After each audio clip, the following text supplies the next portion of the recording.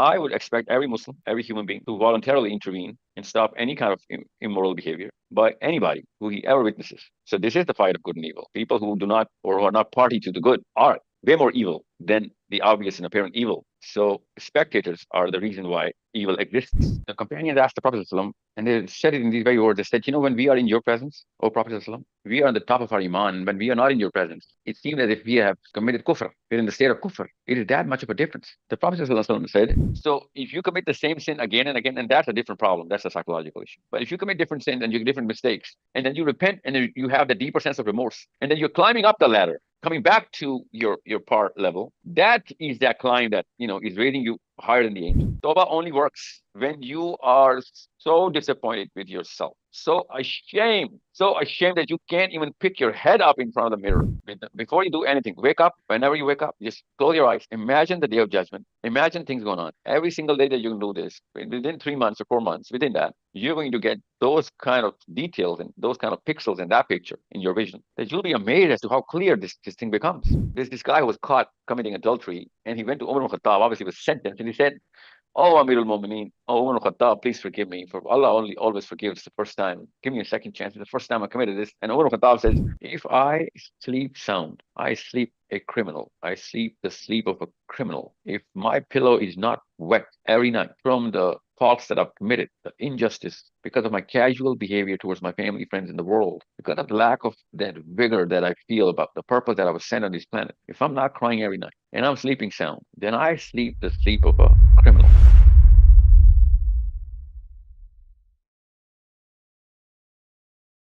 Assalamu alaikum warahmatullah. Walaikum Walaikum assalam. So who do we have here, and what brings you to this neck of the woods? Where are you guys, by the way? Are we all in England? I'm in England. I'm in Manchester. My name is Hassan Sadiq, and I'm 19. Hassan, Sadiq. 19. Hassan Yeah. Sadiq. Yes, sir. Who do we have? And Who else do we have? My name sorry. is Ashad Hussain. I'm from England, Dewsbury, but I'm 18 years old. Dewsbury. We wouldn't really know where that is. Okay. England. Okay. Yes. Who else? Ashad.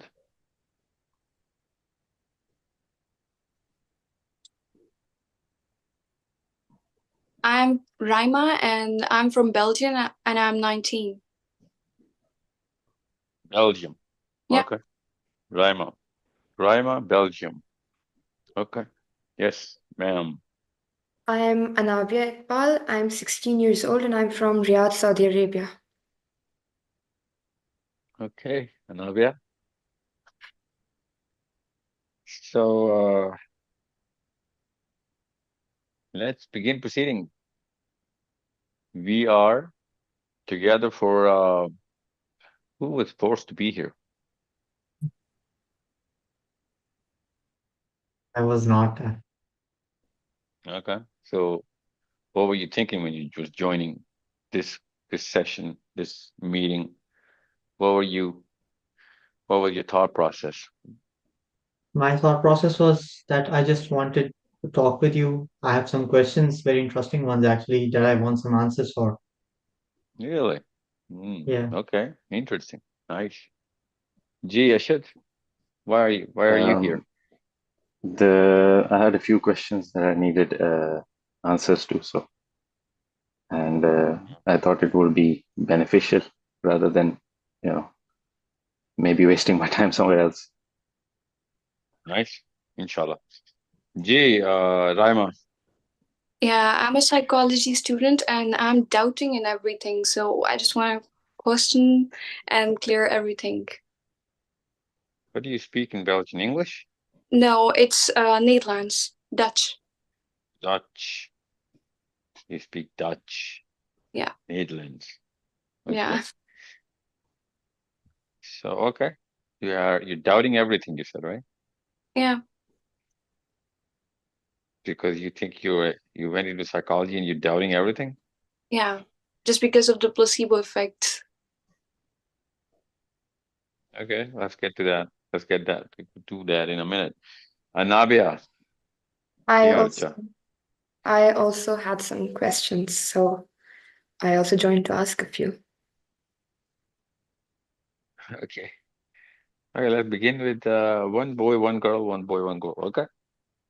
So we go with alphabetical order, just so that no one would think, why did I pick one? Let's just take one question each, and then we go to the next question. Okay. G. G. So Ashad. Okay. So I had a question that I saw a session of yours in which you talked about when the Prophet ﷺ will ask us, what is the reality to your truth?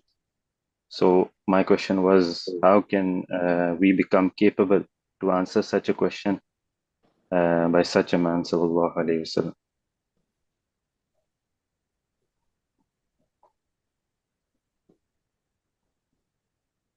Okay.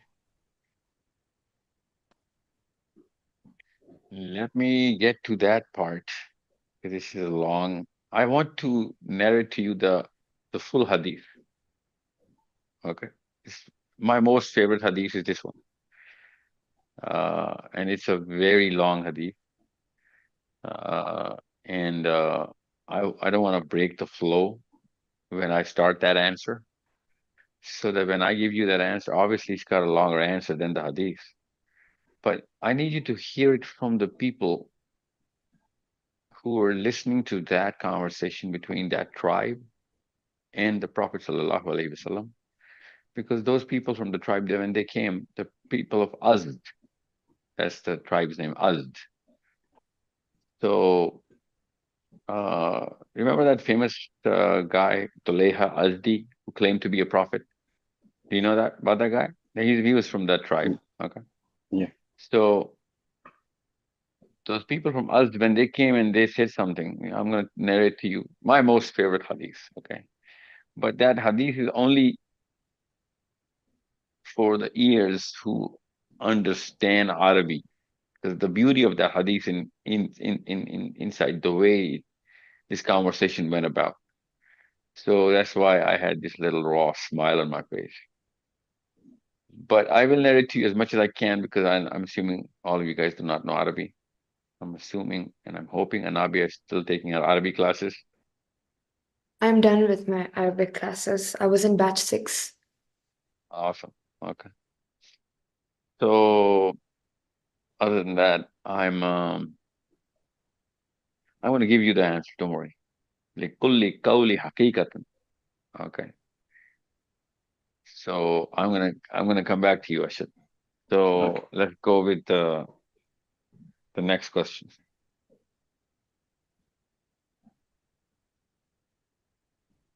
Next person.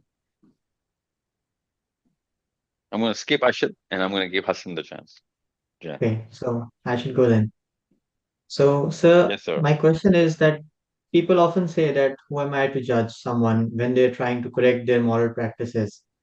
So, my question is how can we avoid being judgmental and go into a superiority complex when we see the moral practices around us and we try to correct them?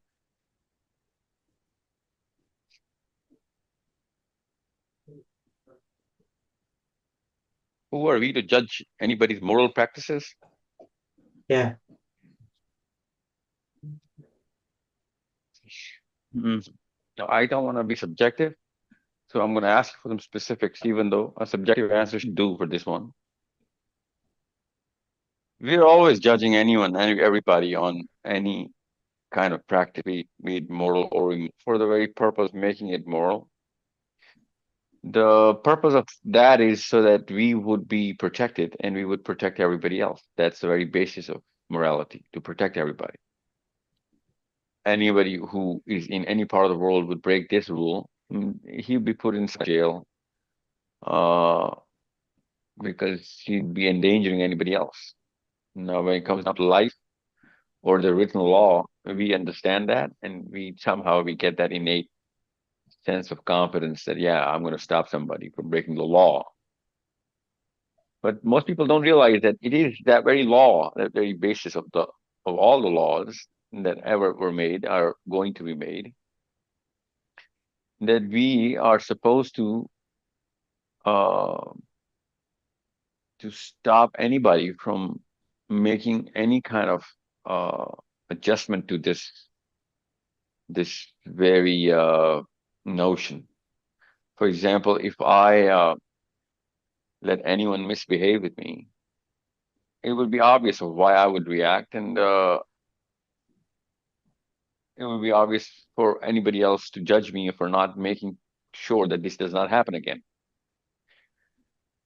My own kids and my own people would think less of me if I don't stop anyone from misbehaving with me, right?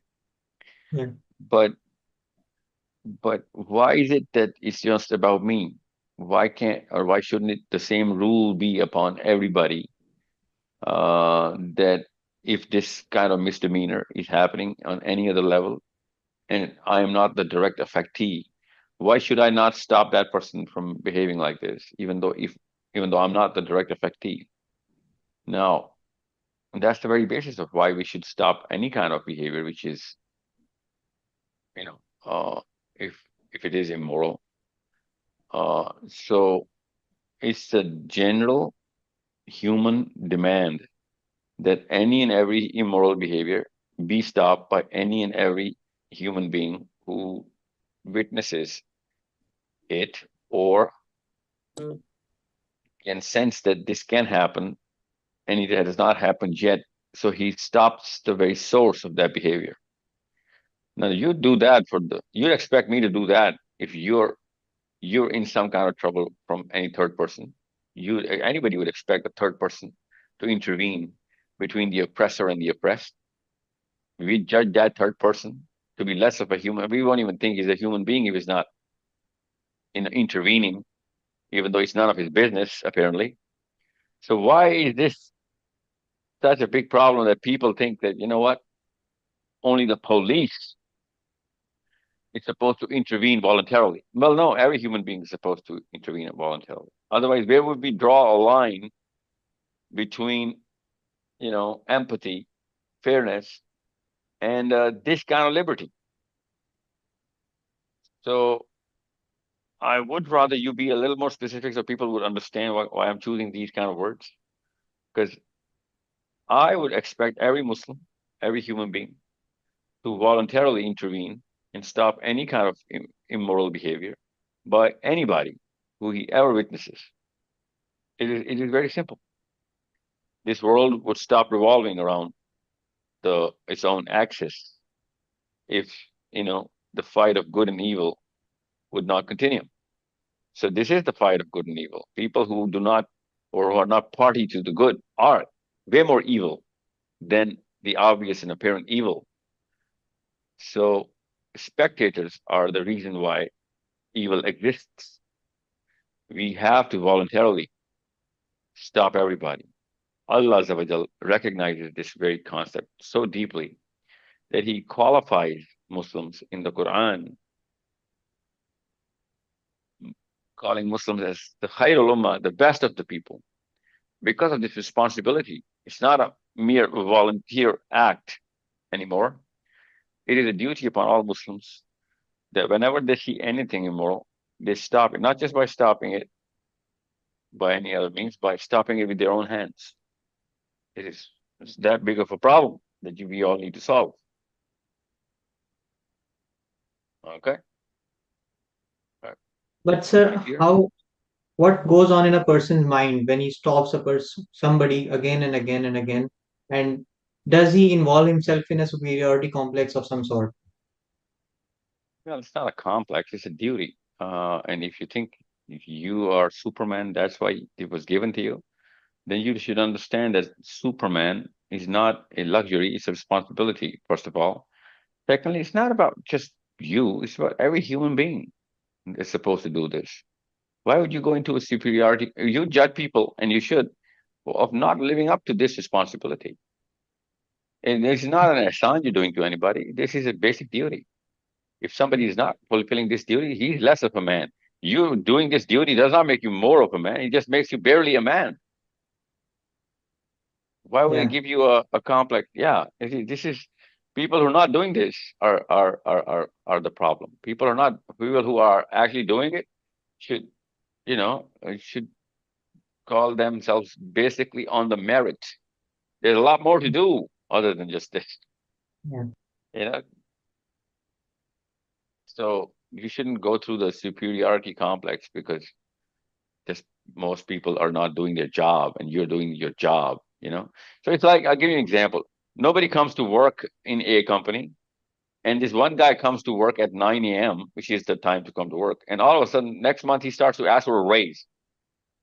You know, I said, why are you asking for a raise? If I ask him, he'll be like, yeah, I'm the only guy who's doing it. I'm only the guy who's coming on time. But coming on time is your basic merit. You shouldn't ask for a raise just because nobody else is coming on time. You know what I'm saying?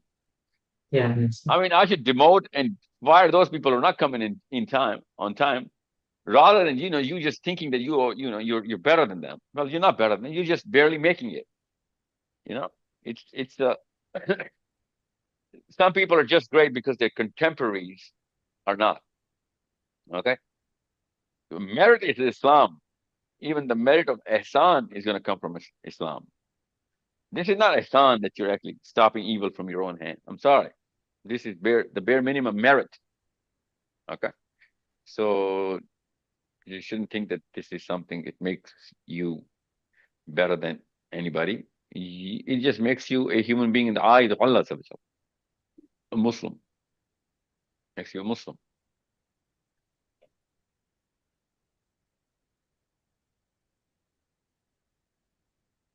Did you get the?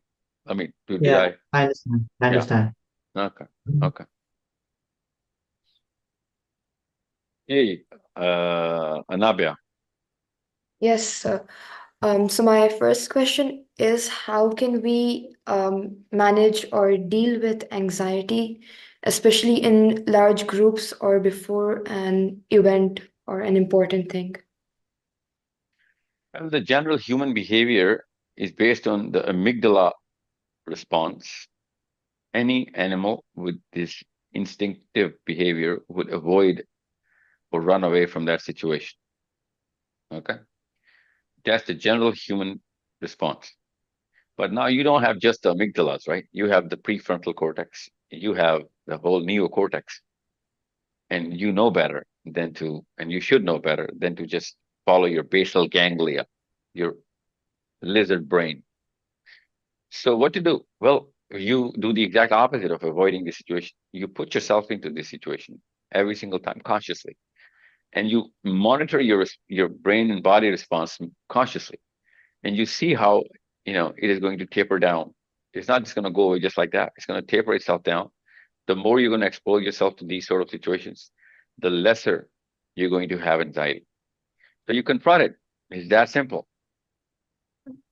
Okay, Nabia? Yes, sir. Okay.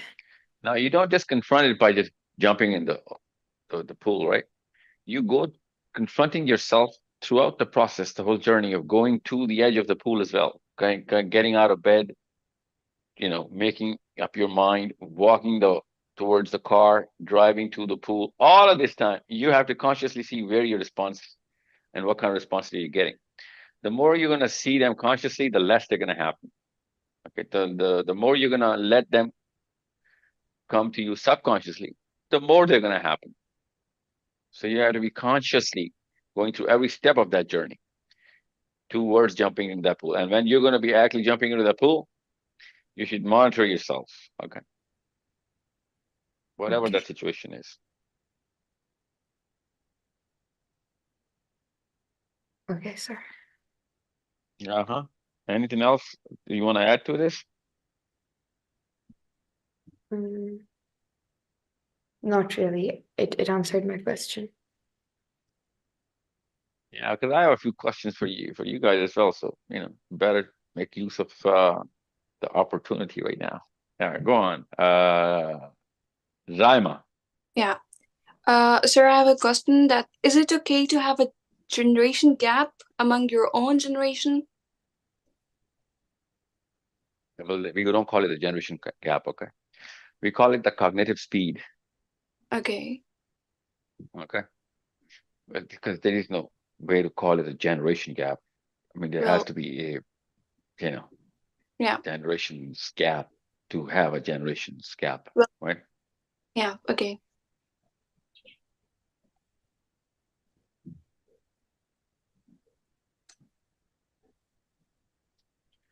So cognitive speed. What is cognitive speed? Let me tell you what cognitive speed is. Uh, if I give you a computer which is going to do all of the things for you and does not make you or let you put any kind of effort into, processing any kind of data, any kind of problem, right? It's like assume the calculator. People who were in school before the calculator was invented, they had to run all of the calculations on paper themselves. Okay.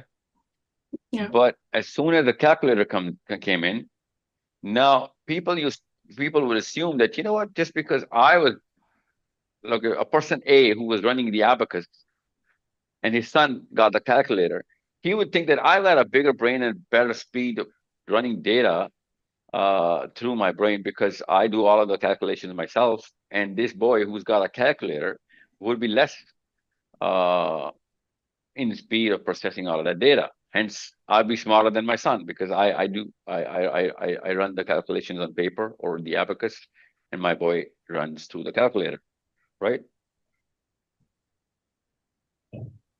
Yeah, Yeah. Saima? Yeah, I'm But listening.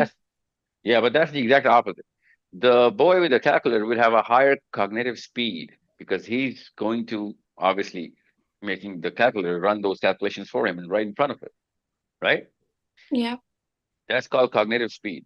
So with that calculator example, you'll understand that when you put YouTube there, they are giving you lectures. They have people talking to you about concepts which you could have read in the book, but that book you would have had to go in the library and then read page by page, letter by letter. That's not happening. Now YouTube is making people talk to you. Netflix is making those concepts, skippable for you. Okay, skippable means you can get the boring stuff out and go to the thing that interests you. So your cognitive speed is way more than anybody who's going through a book. Now, I'm not saying it's a good thing. What I'm saying is because you asked me about the gap. Yeah. The cognitive speed is, you know what a cognition is, right? You're studying psychology. You Yeah. guys Yeah. who are or whoever's going to watch this video who does not know what cognition is, we all know what recognition is. Recognition is when cognition happens the second time. That means we recognize this. Yeah. So when you take recognition and you take the second entry of that interface out, the first entry is the cognition. So the first time you get to experience anything, interface anything, that's cognition. Second time you go through that, you recognize that. That's recognition, right? Recognition. So cognition has its own processing speed. Our mind works in a standard way. But if something is helping us going through that cognition, we start to assume that we're smarter. And you, at some point, in some level, you are, but you're not wiser. You're just smarter. So, so you are going to start to assume that people who are not at that speed are dumber, and we generalize that notion in our head so fast that we think they're generally dumb people, and we think that they're dumb in every situation in life. And we stop talking to them about certain critical things, which we only look for smart people to talk to because we need help with those things. So all of a sudden, you start to sway apart from those people who are not accustomed to your kind of instruments that are helping you get that cognitive speed, right?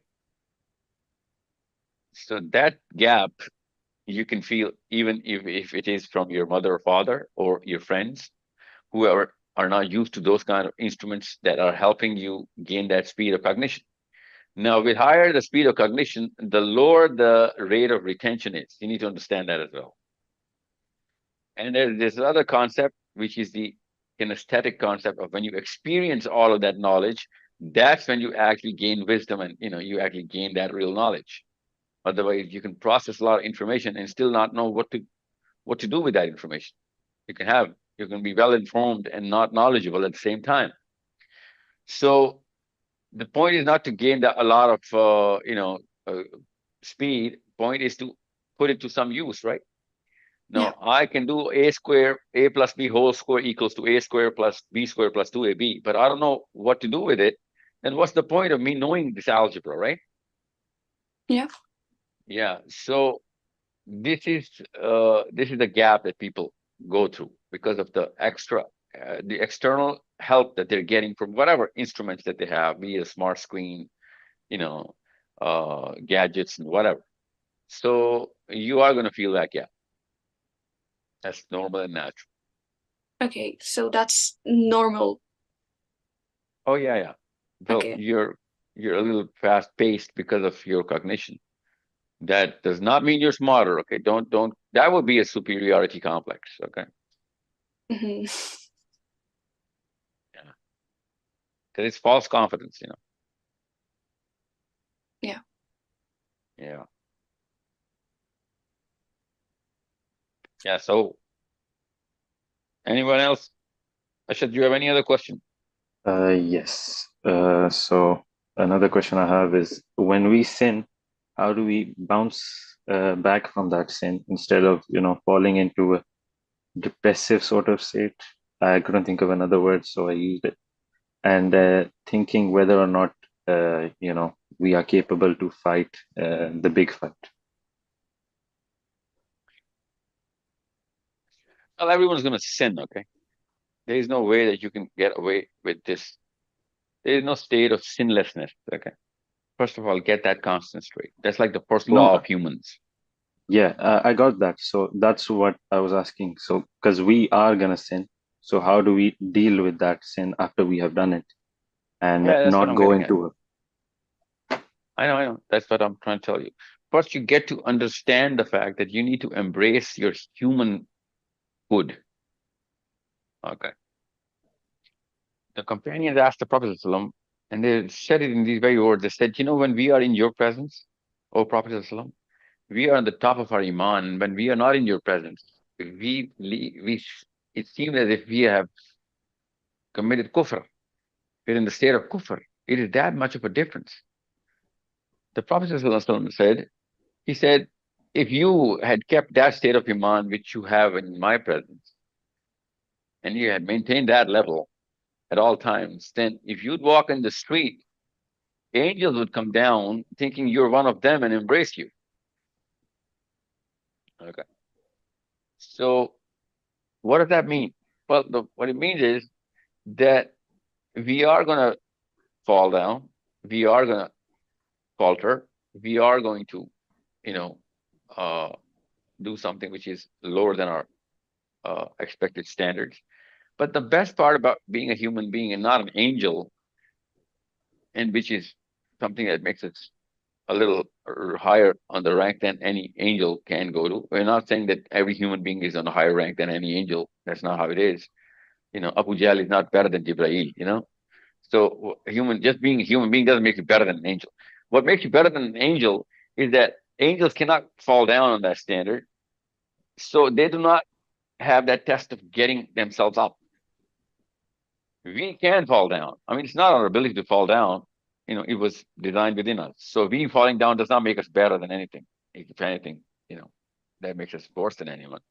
But we have the ability to pick ourselves up with the instrument of faith in Allah Azza wa Jal, that yes, He is going to forgive me, and He is going to have that expectation that I'm not going to do this again. And He is going to be disappointed with me, and I am going to wash away that disappointment in Allah Azza wa Jal's eyes by a better performance than the opportunity I got and I failed. So this this ladder that you use every single time. So if you commit the same sin again and again, and that's a different problem, that's a psychological issue. But if you commit different sins and you different mistakes, and then you repent, and then you have the deeper sense of remorse, and then you're climbing up the ladder, coming back to your part level, that is that climb that is raising you higher than the angel.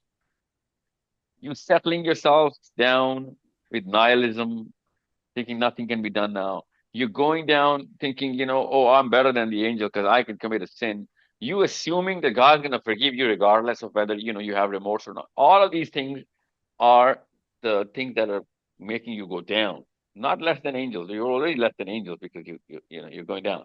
but way less than any other animal as well, any other creature.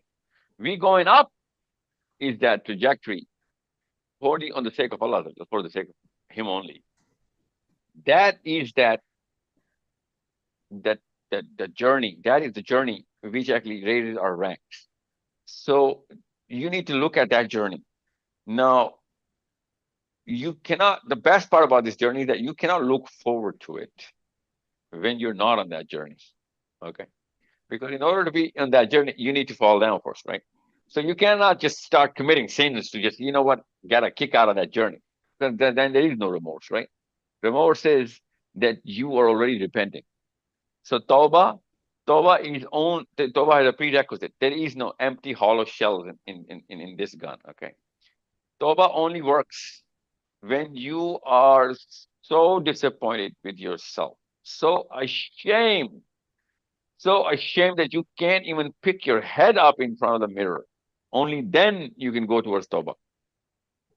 Okay. The other kind of Tawbah that we are getting used to is the is the is the is the first part I was talking about. That if you justify it already, or you assume that it's going to be forgiven already, then you're never going to come out. So you need to be so ashamed, and you cannot lecture anybody to be ashamed, right? Shame comes from within. If you are ashamed, then you know it. You don't need a lecture for this. So I cannot tell you how to be ashamed. What I'm telling you is that if you do not have that shame, and you are less than shameful, justifying it, or getting that little sense of achievement that, yeah, you know what, now I'm gonna, be better than angels. Then I'm sorry, you you don't have the right, philosophy for this whole uh, hierarchy of how and who is placed where. So remorse, that's what we call remorse, is that shame that we have. You should be throwing up when you're alone about the things that you've done. And your father, your mother, or friends cannot make you throw up, right? That comes from within. So you develop that shame by understanding and envisioning standing in front of Allah and the Prophet, standing in front of a billion trillion angels and billion trillion human beings. Imagine all of them seeing or getting to know about your sins. Imagine the embarrassment. Imagine the shame. You better imagine it every single morning. Spend 5 minutes as soon as you wake up. Imagine the scenery of the day of judgment. 5 minutes. Okay. No, don't do it for more than 5 minutes, but do it for 5 minutes. Don't do it for 4 minutes. Before you do anything, wake up. Whenever you wake up, just close your eyes. Imagine the day of judgment. Imagine things going on. Every single day that you can do this, within 3 months or 4 months, within that, you're going to get those kind of details and those kind of pixels in that picture in your vision, that you'll be amazed as to how clear this thing becomes. And that is the time when you're going to start to imagine.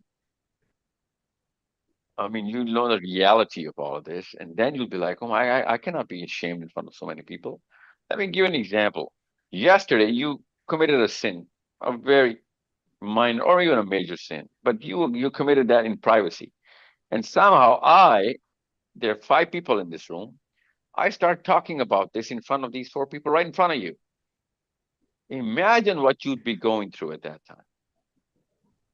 Imagine how embarrassing that spree of my words would be, and that time would stop for you, and you would feel like killing yourself. And I'm just talking about yesterday. Okay, I'm not talking about all your life and whenever. So this is going to be in front of every human being, that you will be discussed. And it is Allah Azza wa Jal's grace that He might not, I mean, He would He protect you by not disclosing your affairs to people. And pray for that every day, because there will be some people who Allah would whisper, just like standing right nose to nose, and He'd be whispering in our ear about what we did. There will be some people. But people who do not have that remorse in this planet, in this life, they would be announced.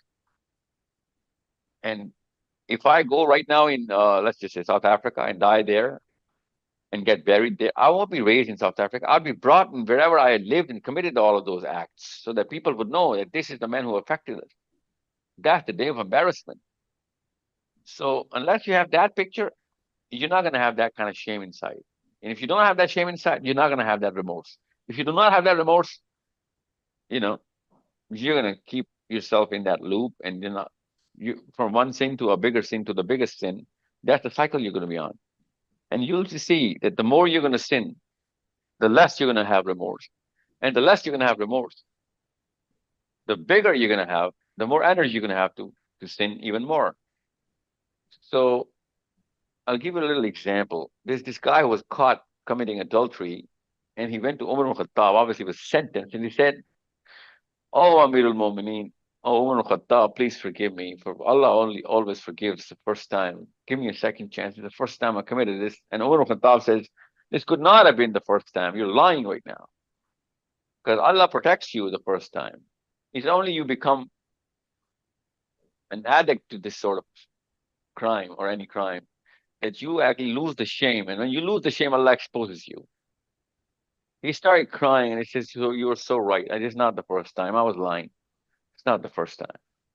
So if you do not have remorse, you are going to keep committing this. And even if you're not committing this, you're going to get exposed. And that embarrassment would help you getting that remorse. And you'd be thinking, Allah embarrassed me. Well, Allah didn't embarrass you. Allah does not get anything from your embarrassment. Allah did this embarrassment in this planet, with a few hundred people or less or more, so that you can be saved from that embarrassment. He's training you right now. Before we were born, Ashad, we asked for certain things from Allah. The Quran says that. And Allah told us that if you want this, for example, if I want strength, then Allah said, I'm going to put you through some gym training in this planet. If we ask for courage, Allah told us, okay, I'm gonna develop courage. I'm not gonna make you be born a mutant, right? You're gonna go through a cycle. If you want courage to do whatever you want to achieve, which I am telling you, which you are promising me, I'm gonna send you to this planet, and you're gonna develop courage, obviously through going through whatever activities that develop courage. But as soon as we go through those little events, we start blaming our luck and fate, and, start doubting Allah. But even though He is the one who asked, yeah, I need to be the courageous leader and warrior and whatever. So we need to be trained into this. So whatever calamity befalls upon you, befalls upon you, or whatever hurt that you get, or whatever problem that you face, they are the training grounds.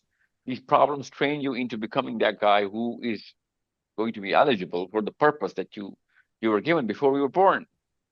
So just like that, if you're getting embarrassed here, you haven't developed the remorse. So you might just get that shock treatment and you get embarrassed. You feel that this is the kind of embarrassment, obviously multiplied by a gazillion on that day. And I don't want to be embarrassed on that day. I better be embarrassed here. So let's just go through that training right now. So I'm giving you a long answer so that you understand this is the one problem Muslim girls and boys have lost. I'm telling you this right now. It's not a human problem. It's a Muslim problem. Because human beings in other religions, I swear to you, I know them in enough of a sample to know that Muslims have disrupted their culture somewhere, somehow. We do not punish ourselves for our own crimes. I'm telling you this right now. We should be disgusted with our own selves in our own solitude. We should be crying and literally puking in our own solitude with no one is looking because of the crime that we committed. That's the punishment that human beings should go to. And non-Muslims are going through this in a lot of cultures without any kind of, Quran or any kind of religious theology running through their blood. No, they just do it through their fitrah. We've somehow corrupted the fitrah, and we don't feel that remorse for our own crimes. So Hussein al-Islam said that you're only a moment if you are as much of a moment in solitude which you are in public, because a lot of people pose in front of public, right? So in solitude, if you're not practicing those standards, you're not a moment. I'm sorry, you're faking it. Allah in the Quran says, Ya ayyuhalladhina amanu, aminu. Imagine the verse. Ya ayyuhalladhina amanu, all people who believe. Aminu, believe. So you cannot be a moment unless you are as much of a moment in solitude, when you're alone in your own privacy. Okay. That you are in public. So it is rather simple to understand, but very hard to practice because it's a fight between you and your own self. Crime and punishment, both have to come from within you and your own self, for your own self. You do not, or anybody does not have the right to judge anybody else or impose punishment or even recommend it if he does not do it for his own self in his own time. Okay, you need to understand this. So I'm gonna connect that first question with you right here instead of going on that route.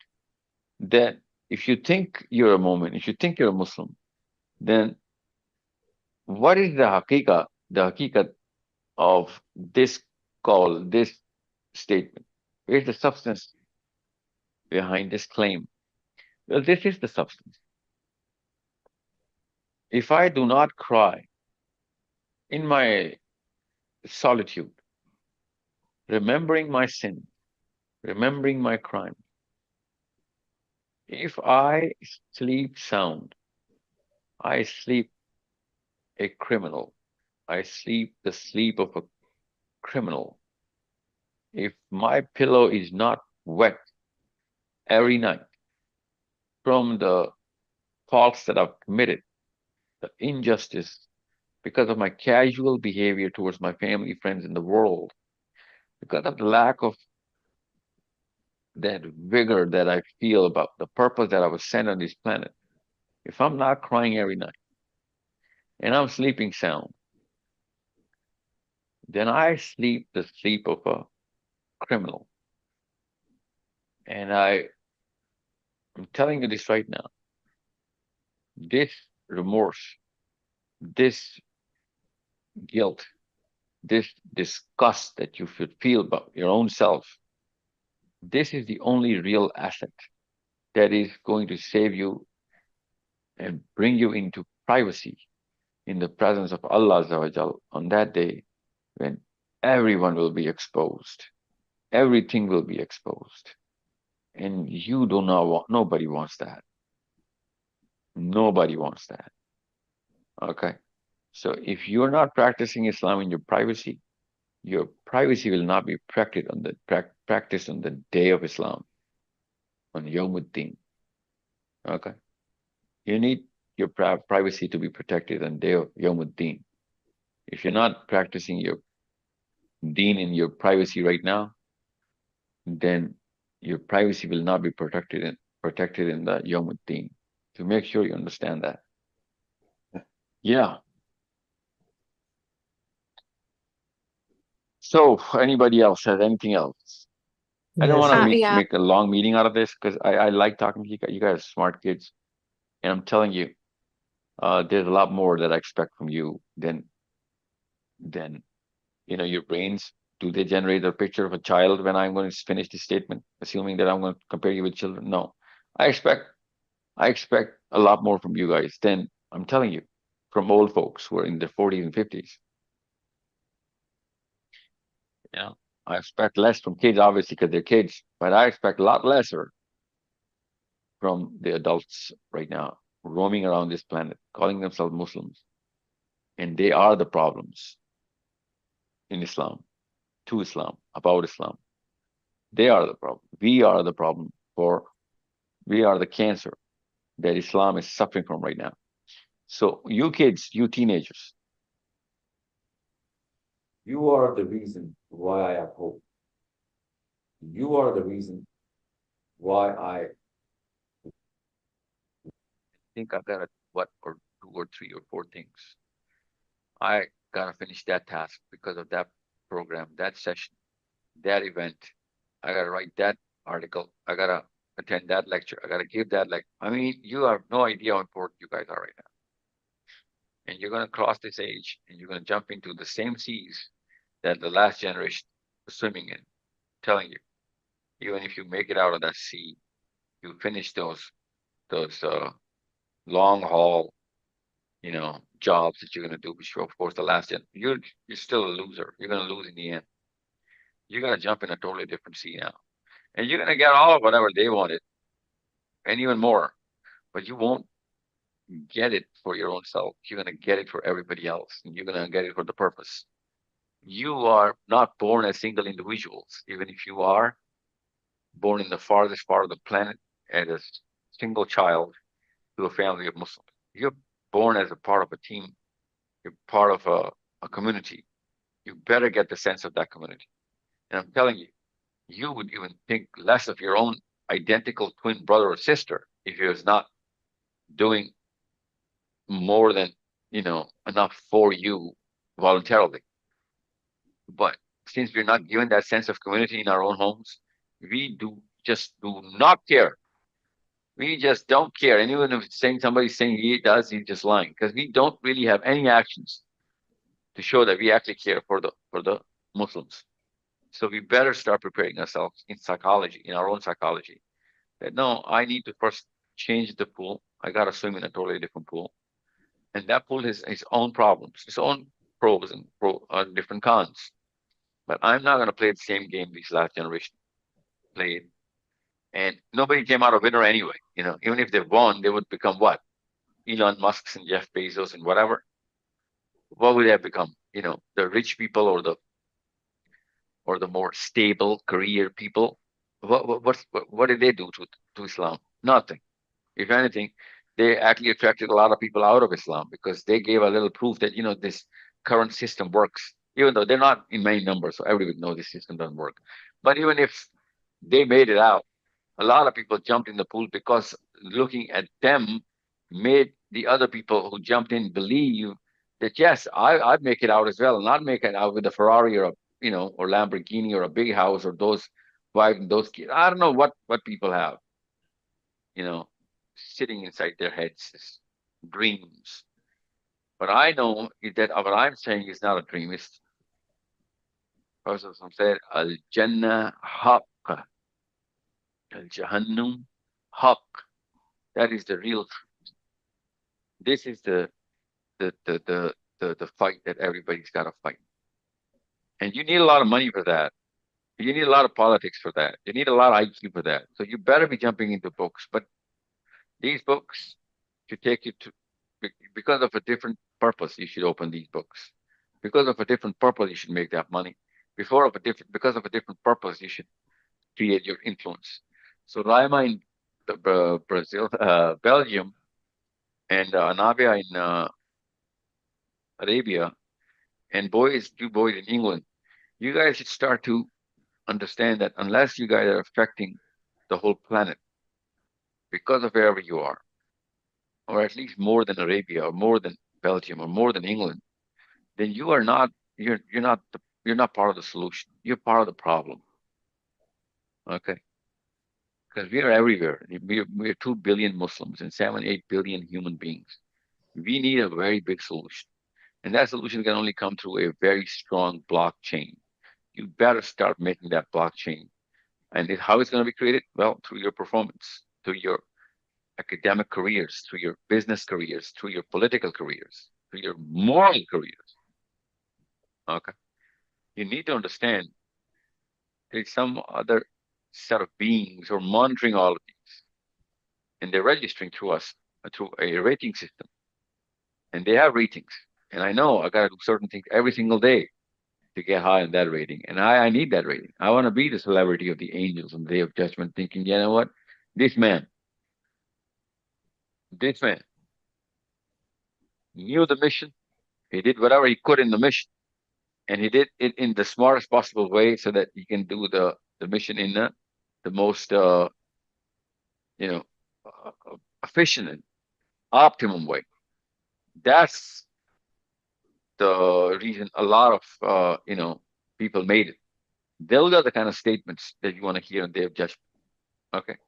I am credit hungry, but I have different books where I need that credit. These little key accounts and ledgers, I do not need any credit here. I need that credit there. And here, I'd have to give every single bit of credit that comes my way. That's the job. So if I say this to any of the last generation, they'll be like, you lost it. You're not mentally well. You should go to a psychologist because we need the recognition. We need the credit to feel better, to gain our confidence. No, we don't. You do. I don't. Muslims know that their credit should come through and go to a totally different being. That's the start of the Quran. The start, the very first ayah of the Quran. Alhamdulillahi Rabbil Alamin. Nobody else deserves any kind of credit. So you know the purpose, you go do your job. That's the thing. Whatever you need, you're gonna get your own planet, practice there, be your own boss, be the owner of everything in your own planet. Here, you gotta serve.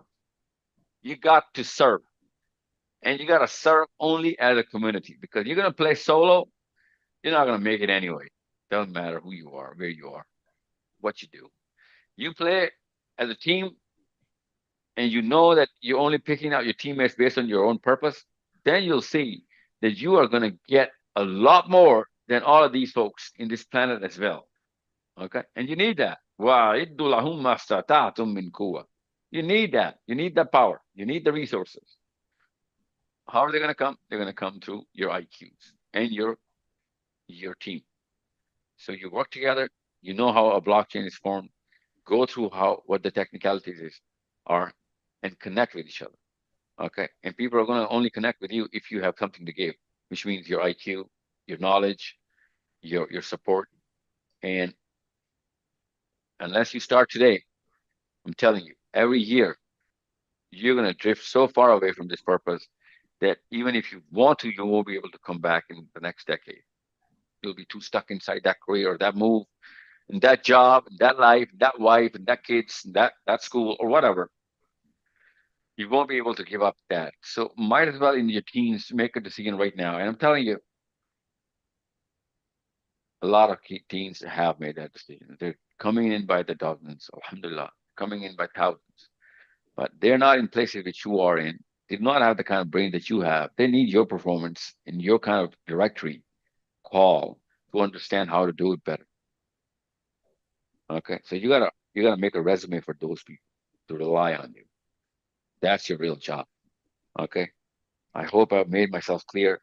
And I'm going to keep repeating these statements every time we're going to meet. And I'm going to meet any boy or girl, especially in your age. So don't get bored.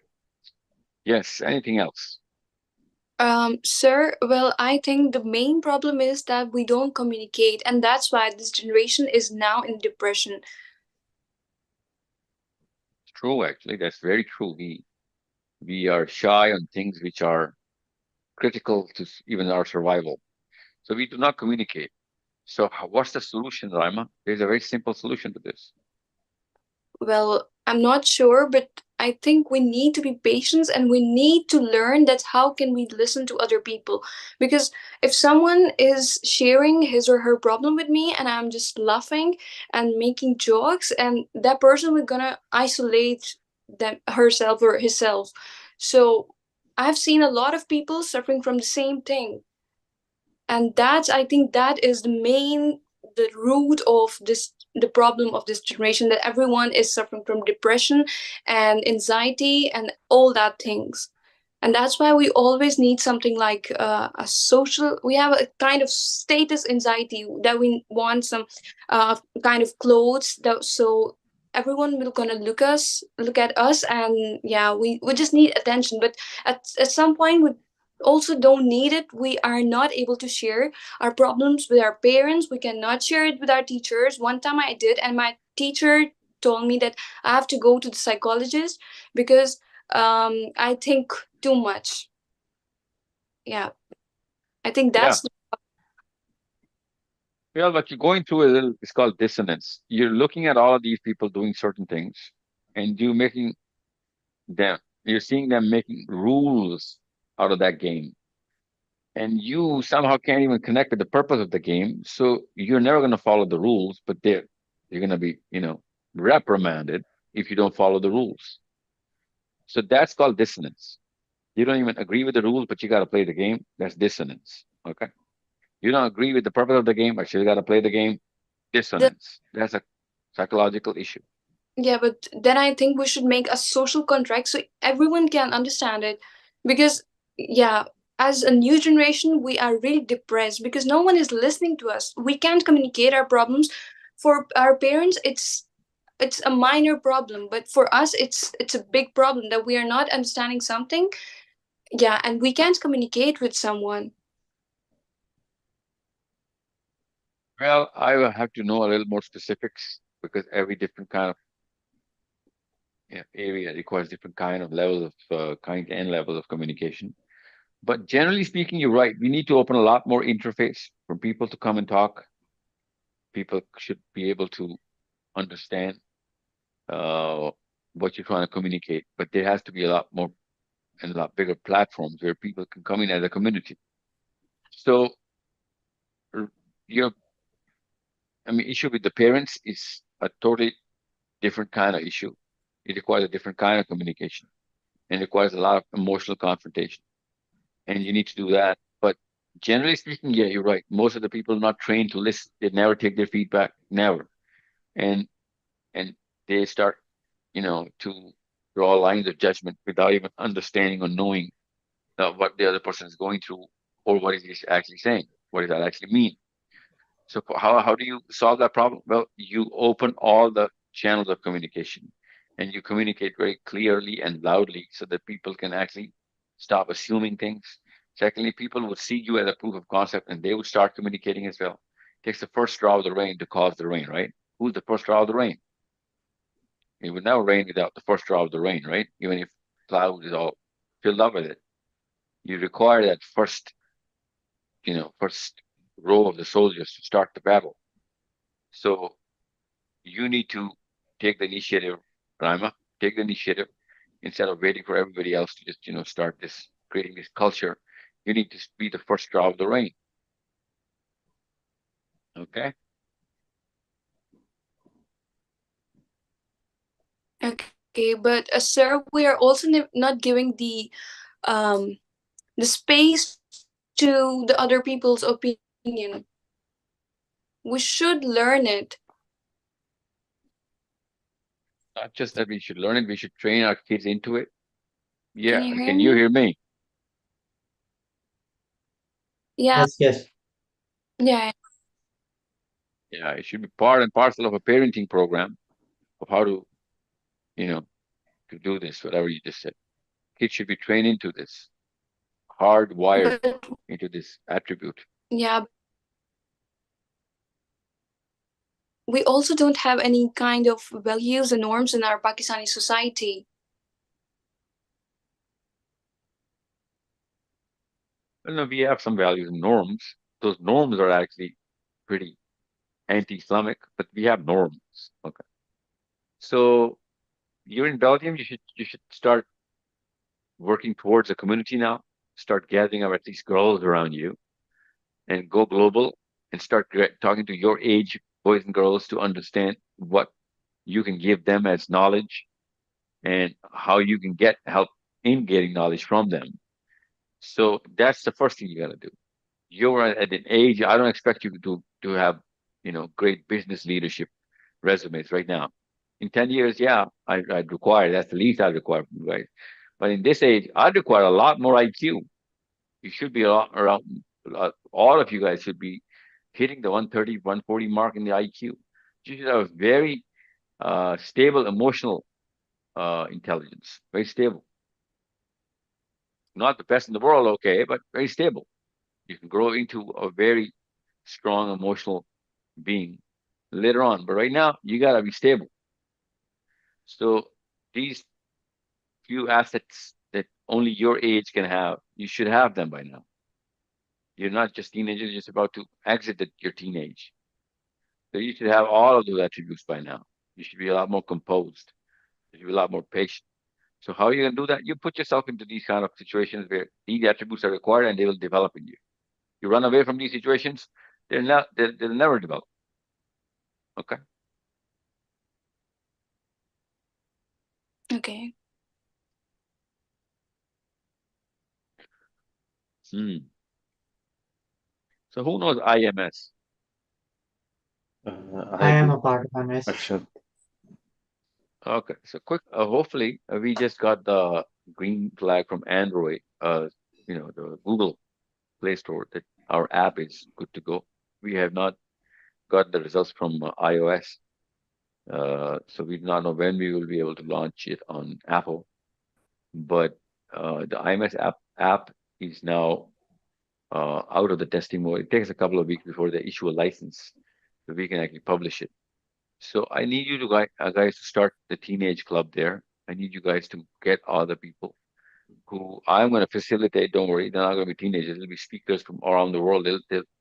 You tell me which category, I'll get you a speaker. But that's not how a club runs. The club runs through club members, not through visiting speakers. So you open that club with certain standards and values, and then you get everybody in who's going to contribute. There's going to be a rating system in IMS. So the more you're going to be doing stuff, the more you're going to get rated. So understand the reason why I'm telling you, because we have a platform where you guys can connect, communicate, hold your own conferences, hold your own seminars, hold your own sessions, and you are going to be tested by IMS of how pure your energy and intents are. So you can channel that through there. We're going to start publishing it in all over every country in the world.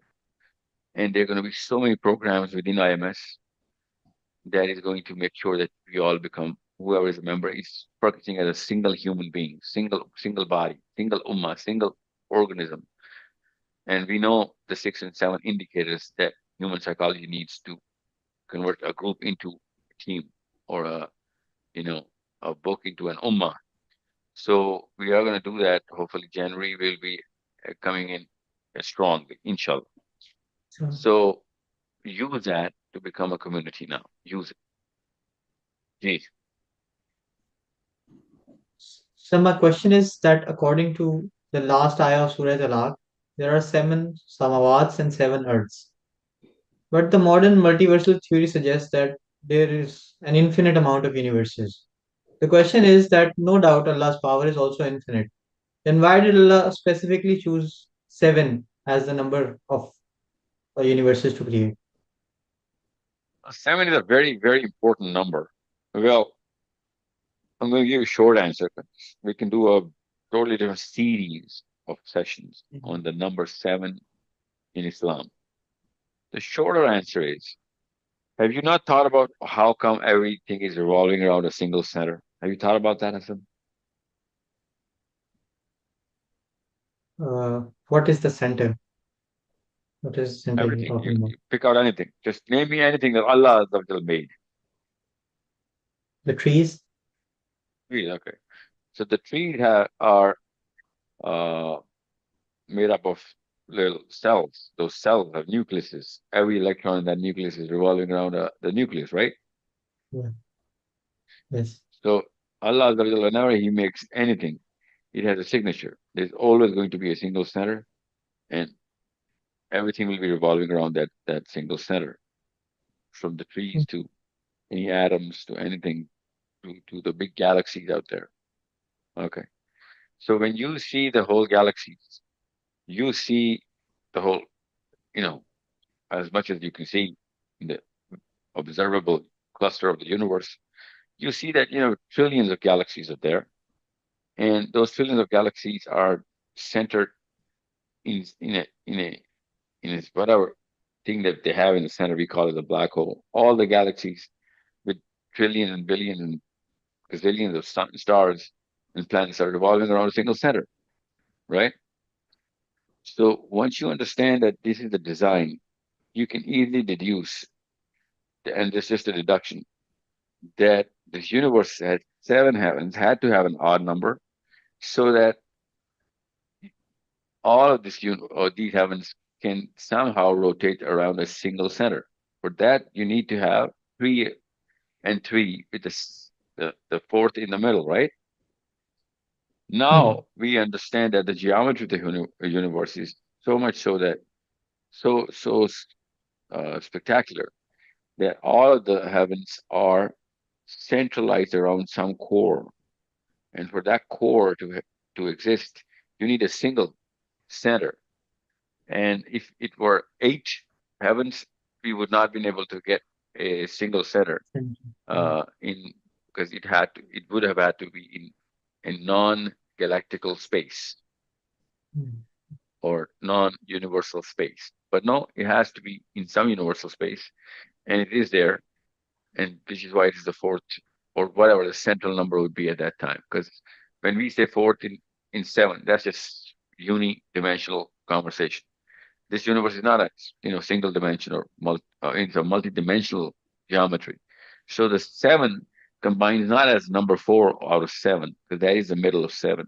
It could be seven, and every other the six dimensions are revolving around it, and everything around in the heavens, in seven heavens, would be part of that revolution around that center. So this is the short answer.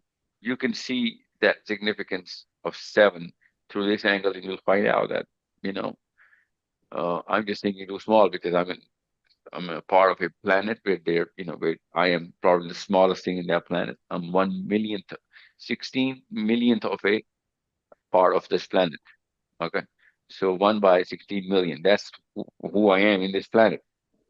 Okay, to the power of something. Not 16 million. 16 million to the power of something, right?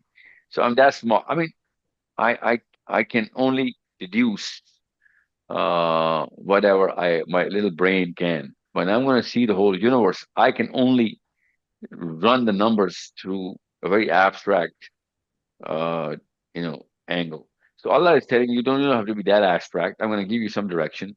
There's seven, okay, and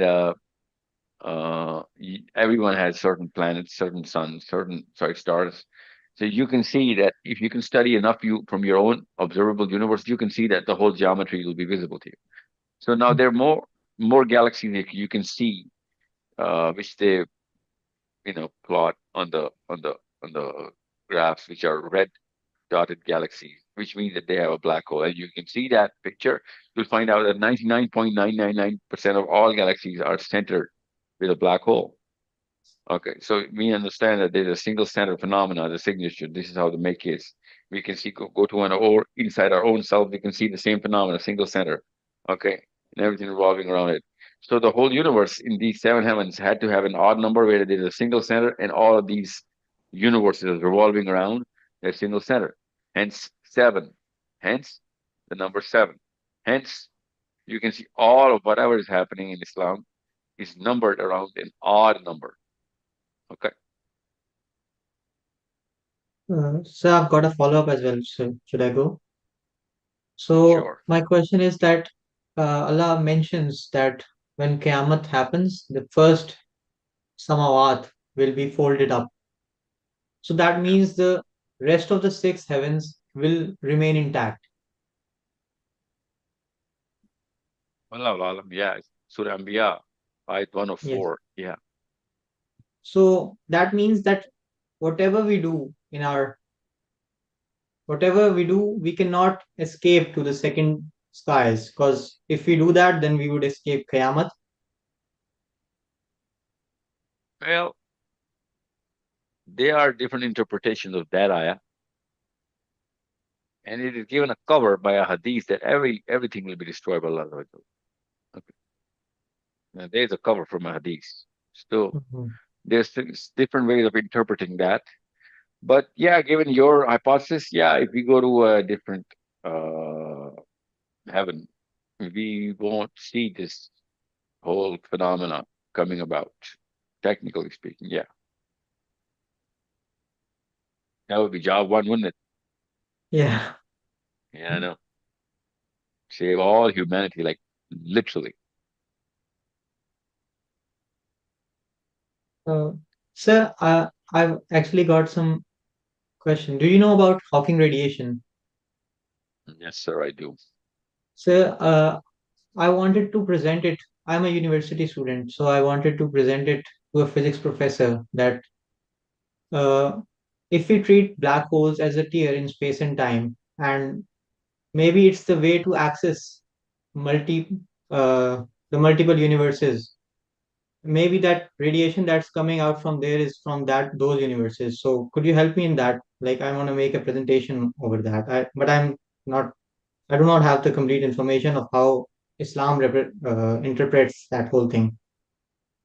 How does Islam represent the Hawking radiation?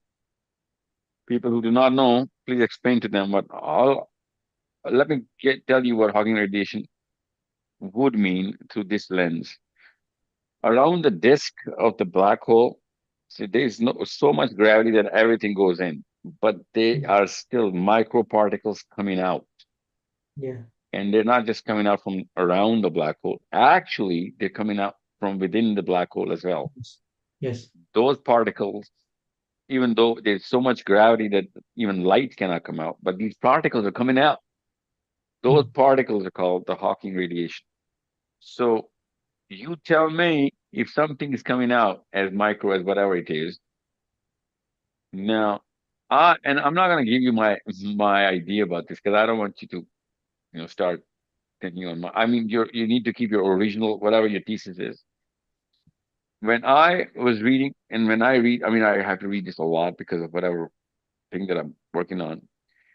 You tend to think that science is contradicting its own philosophy here in so many Yeah. ways. So either it's got half of this right or all of it wrong. I mean, they don't Yeah, have that's why all of it's it called right a because, paradox. They cannot figure it out. yeah, no, I know. I mean, that's why the word paradox. I know. But okay, let me tell you something. The fastest thing in the universe is what? Light. No, it's not, right? We now know it's not. Yeah, The it's not. fastest thing is was supposed to be, the speed at which the universe is expanding, right? Yeah. Yeah, that's very fast in the light. But now we know that after knowing quantum entanglement, we know that light is not light is too slow for this sort of phenomena to happen, right? But my question was simple, and I'm going to go back to your Hawking radiation thesis so that you would know how to look at it from a different angle from Islam. That if cosmic microwave radiation background is the rim of the universe, okay, Mm. then everything should expand from within the rim, not the rim itself, because for the rim to expand, the rim has to be in a totally different space, Mm. right? Yeah. Hmm. Yeah, so that means even science should call this universe within a universe Yeah. for Mm. this universe to expand itself into, right? Yeah. Yeah. Mm. Yeah. So let me, if you can get that, I don't want to bore the rest of the people who are not into physics because they just look at Yes. them, look at them. Oh my God, they're about to cry. Mm. Look at them. No, So well, very interesting because I'm also interested in physics, Yeah, me too. I am as well. especially about okay, the I believe you.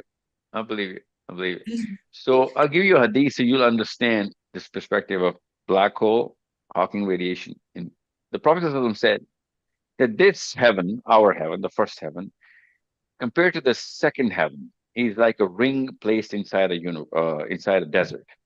Yeah. A ring. Okay, make sure you understand the choice of the Prophet's words. Ring. And that second heaven is a ring in a desert, with desert being the third heaven.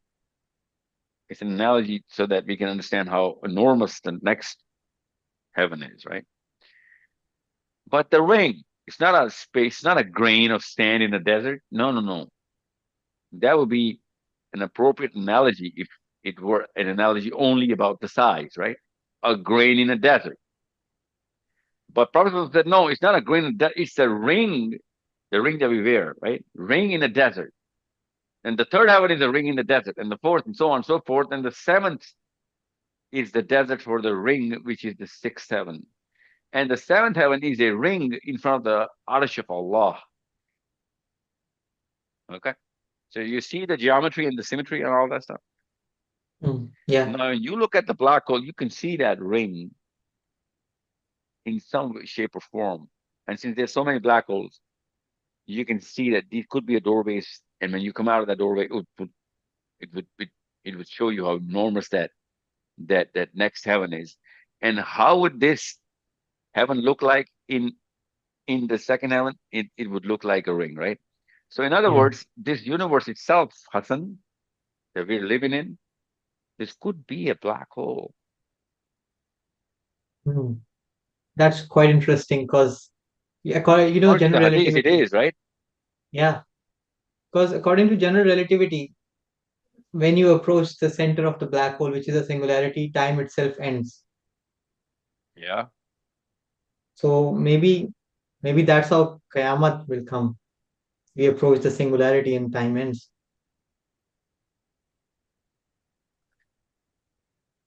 Yeah. It could be, but I meant within the black hole, not after you pass through it. Mm-hmm. So,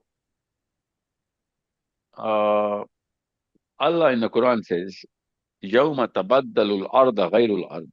That day I will change this whole terrestrial definition and give a totally different type of planetary definitions to whatever terrestrial plane is going to happen. So it's not going to be in this planet, right? It's going to be, even if it is going to happen on this planet, it's going to be totally different dimension. يَوْمَ تَبَدَّلُ الْأَرْضَ غَيْرُ الْأَرْضِ. When change this earth from a totally different earth on that day. So we are going to be buried here. Obviously, we are buried here, and we're going to wake up from here.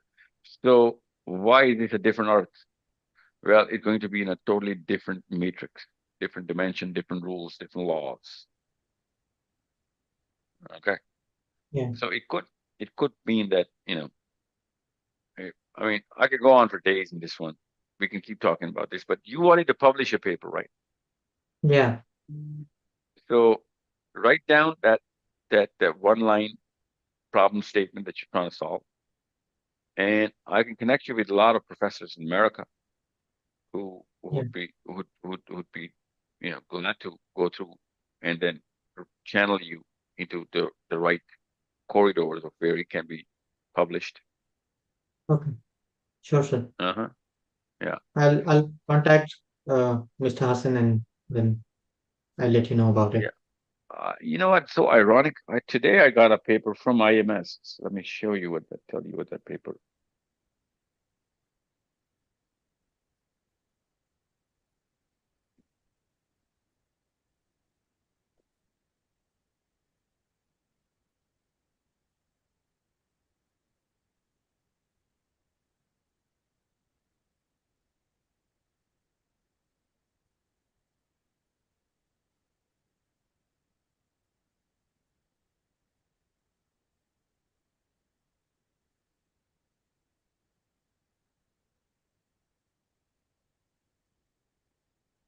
Did you send me that paper?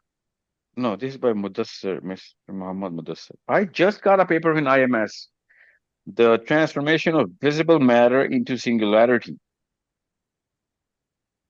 through the lens of Islam. Could you believe that? Let me send you this paper.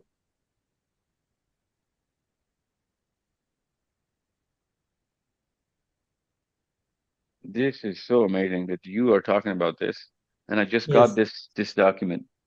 So Marine, set up this meeting, right? Marine just sent me that paper from IMS. Tell her to send it to you guys as well, so you can read. I have not gotten through that. I have not read that Okay. paper yet. Okay. Yeah. So I'll talk to her. yeah. So Raima, I need you to write papers on psychology and understand from whatever's going on within our brains, because those are the two questions scientists are asking: what's going on in the black hole and the dark energy, and the other, what's Okay. going on inside the brain. Okay, sure, Okay. I will do. Yeah. And Allah Azza wa Jalla in the Quran says, look up in the heavens and see. And then you look into your own selves and see. See Yeah. this couple, universe and our brain, that the couple.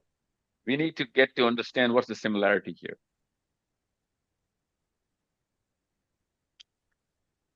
Okay. I'm excited. I did not expect this kind of brain cells from 4 kids in one room, mashallah. This is amazing. I mean, you got a little quiet on the quiet side, but it's all right. It's your first time. So why do we make a permanent class out of this? And what we do Sure. is we talk about because we need to create a vector out of this, right? We can't just meet to Yeah. talk to each other, right? We need to have a certain direction so we would know this group is heading towards a certain flag or a milestone, and then the next milestone. So we need to create a direction. Let me talk to Medine and see if we can get a certain episode thing going on. so that Yeah. people can understand, this is a playlist of things. So we're going to start psychology and physics in the Okay. light of Quran. How about that? Yeah. Yeah. That's good. Amazing. Because Ashad asked me a question about psychology, crime and punishment, and Rama is doing psychology. And Nabia is into physics, and Hassan is talking about writing a paper on physics. So psychology and physics. Awesome. Psychophysical, yeah. Mhm. We call it psychosocial, right? But psychophysical uh, tasks and projects. We'll design them, and you can publish them in as soon as we can, uh, finish writing any kind of concept, the theory and the Inshallah. application both. Okay. So anything else anyone wants to ask? Yeah, I have a question. So, how can I relate psychology with Sira? Psychology. Sira is psychology. But it's You difficult. open Sira. No, it's not. If you're looking for it, you look at any and every behavior of every individual and the group, you'll find out that this is and when you see the process of one's behavior, you'll have to document that as as an example of the most balanced psychology. Okay. But can you give me an example? For example, about the psychologist, even Pavlov. How can I relate it with Sira? No, no, no, no. I'm talking to do the opposite. You open the book of Sira Okay. and assume this is a book of psychology. Okay. And then you see how the Prophet ﷺ is behaving, making decisions, acting and reacting to events going on. And then you see that this is the most optimum psychological drive of a human being. Okay. Use it as a stencil.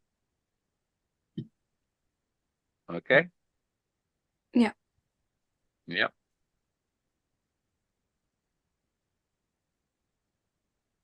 Okay. Well, we'll call it a day now because I don't want to keep it too long because you're not going to come next episode No if it becomes problem. too long, lengthy. But we are going to put some sort of task and responsibility within this. Okay. Yeah. Okay. Not going to give you Last. too hard of projects. Don't worry about it. Just Gigi, bullet. Uh, Sir, as a psychology student, I'm really confused about the placebo effect because I think nowadays every religion contains 50 or 25% of placebo effect. Give me an example. For example, right now in Pakistan, there is an organization and they're selling the soaps and other kind of thing, and they're doing some kind of rituals and tasbih on it, and they're saying, okay, use it, and then you don't have to go to the doctor if you have any kind of skin problems or anything. Yeah, that's a kind of placebo effect that you're selling something and you're telling people that you don't have to go to the doctor for your problems and you have to just use these products because we have done some kind of rituals or Quran things on it, so it's beneficial for you. Why do you have a problem with that? Yeah, sir, it's a placebo effect that I'm giving you a soap and I'm saying just go use it and you will be. I got Uh, it. I got it. Why do you have a think? Why do you have a problem with that? I need you to have a problem with that, but why do you have it? I want to know whether we're on the same page. because I think it's a placebo effect because you're telling people to use it because yeah, it's just a placebo effect. I don't know how, but it's a great placebo effect. Just right now in Belgium, my teachers are Orthodox and Catholic, and yeah, they go to the church and they light the candle, and if they are suffering from some kind of sickness, then they are cured with it. And it's a placebo effect. That how can a candle can be a cause of your cure for your sickness. Listen to what I'm about to say. Every cure that you require needs your brain to actually start functioning towards curing the sickness. Okay, even if you're taking medicine for it. Yeah, Okay. but No, no, I'm not done yet. Don't worry. You believe that, right? yeah, Yeah. Your immune system is going to work under your brain's uh, energy towards the cure. And this belief system actually does that. Now, I'm not saying it's going to cure. What I'm saying is, without it, you're not going to get cured, even if you take the medicine. You need the immune system and the brain to work in coordination with the chemistry of the medicine, right? Now, I am not against medicine, obviously, because our Prophet ﷺ directly mandates that every disease has a medicine. Find it. Yeah. Okay. لِكُلِّ دَاءٍ دَوَاءٌ. Every disease will have a medicine. You need to find it. That means we need to use our brains, go into a lot deeper into how things work and how chemistry works in different, plants, herbs, or whatever you have on our plate to understand how to look at the human chemistry and find out how this system works and how to fix it if it's breaking down. Now, but at the same time, you need to understand if your brain and your mind is not working in coordination with whatever is going to happen through that medicine, no matter what medicine you're taking, your immune system is going to go down. It's not going to work, and that's the least it's going to do. Okay. Now that's why we are. I want you to place the belief that Allah is going to cure you before you start to think that medicine is the primary agent is not the medicine, because I have my own body. My body is my myself as much as it can be. So my primary agent is the system on which this body actually regulates at its optimum self. So my belief system would be because Allah created this body. So you need to understand if my brain and my mind are not in sync, okay, and let's just assume the opposite, Lama. I give you a soap. If you're saying you give me a soap, and you're going to call it a medicine, and that's a placebo effect, right? Yeah. Rima? Yeah. Let's assume the opposite. I give you real medicine and call it a soap, right? Okay. You understand me? Now Yeah. you'll Yeah. find out the power of belief.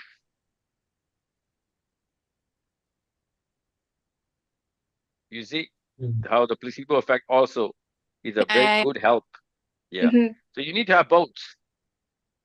Okay. But Break the placebo by giving it a real medicine and use the same belief that the placebo requires you to have, right? yeah. Okay. Yeah. So you need both. So you're right. This is a problem. We are superstitious people. And Islam is like all about breaking the superstition. Okay. You're right about this. But you need to understand you're half right. You need to be fully right. Okay. Yeah. Okay. Now it's clear. Yeah. Okay, guys. I'll see you inshallah next week or something. I don't know what's the schedule, but we're gonna come up with some certain technique, and I'll come up with something. Otherwise, we'll discuss it. Don't worry. You need to understand Sure. hundreds of thousands, if not more, inshallah, kids of your age will be listening to this, and they'll be like, "Hey, you know what? I got a better idea of how to do this. I can do this. I like to ask that." So you gotta understand. You should be in a lot of pressure. Okay. So you gotta represent your folks who are your age to the best. Okay. Everybody clear? Yes, sir. Yes. I'm gonna cut that part of the video. Don't worry about it. Okay. I'll see you inshallah. Good talk. Inshallah. Good talk. Thank you. Little slow, but good talk. First time. Don't Yeah. worry. And I'll narrate that hadith as a solo session. It's a long hadith, the first thing. Because as you can tell, if I had done this, it would have just been the hadith. And I don't want to break the flow of that. It's such a beautiful piece of literature. Okay. Yeah. We'll talk about Thank you, sir. لِكُلِّ قَوْلِ حَقِيقَةً. Okay. Yeah. Thank you. Okay. Assalamu alaikum wa rahmatullahi wa barakatuh. Walaikum Welcome. assalam wa rahmatullah. It was really nice talking to you. Yeah, same here, buddy. I loved it. Seriously.